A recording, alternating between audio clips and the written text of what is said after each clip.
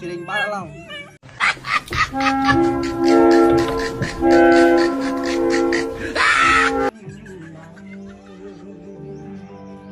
để trả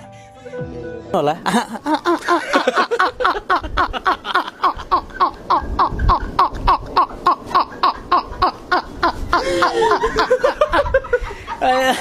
lỗ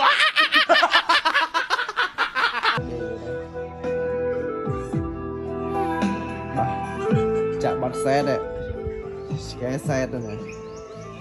lòng riêng bắt lòng đảm bảo đấy